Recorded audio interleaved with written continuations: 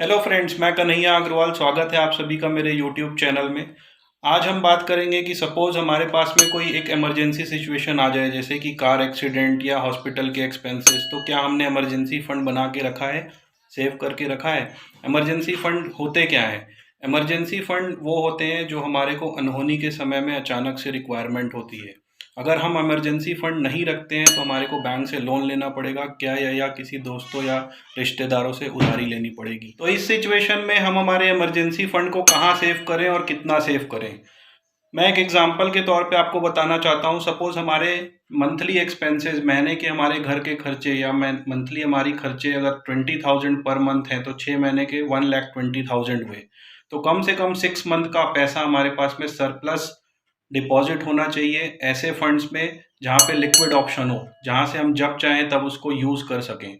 उसको किसी भी ऐसी जगह सेव करके ना रखें जहाँ पे कोई लॉक इन हो या वो फंड लॉक हो, क्योंकि इमरजेंसी फंड अगर लिक्विड ऑप्शंस में रहेंगे तभी वो हम यूज़ कर सकते हैं। तो लिक्विड ऑप्शंस क्या हैं?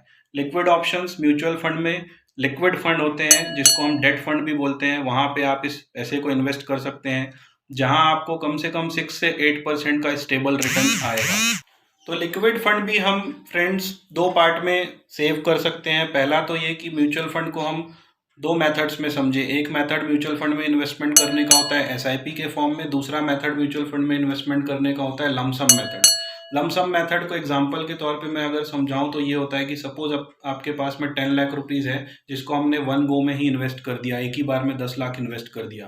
This is called lump sum method.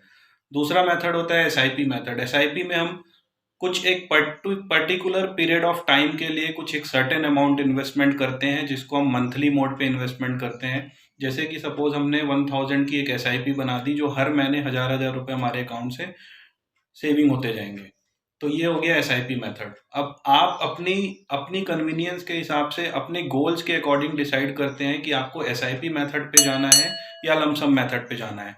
आपको मैंने जो अभी कंटेंट्स बताए, एक इमरजेंसी फंड बताया, इमरजेंसी फंड को कहाँ सेव करना है, लिक्विड फंड में सेव करना है। लिक्विड फंड में कैसे सेव कर सकते हैं? लिक्विड फंड में हम एसआईपी के मोड पे भी सेव कर सकते हैं और हम लमसम मेथड पे भी सेव कर सकते हैं।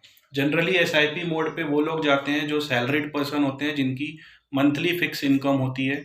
और लमसम मेथड पे वो लोग जाते हैं जो बिजनेस पर्सन है, फ्रीलांसिंग की जॉब है। अब ये आप पर डिसाइड करता है कि हमें कौन सा फंड चूज करना है, हमारे गोल्स क्या हैं, हमारी रिक्वायरमेंट्स क्या हैं। मेरे यूट्यूब चैनल पे लाइक और सब्सक्राइब करते रहिए और अपने कमेंट से बताते रहिए कि आपको और किस तरह के कंटेंट चाहिए और म्यूचुअल फंड में आप और क्या जानना चाहते हैं। नेक्स्ट चैनल पे नेक्स्ट सेशन पे हम डिस्कशन करेंगे क्लासिफिकेशंस ऑफ म्यूचुअल फंड, कितने तरह के म्यूचुअल फंड्स होते हैं, म्यूचुअल फंड्स के रिटर्न कैसे होते हैं और म्यूचुअल फंड काम कैसे करता है। Thank you very much friends.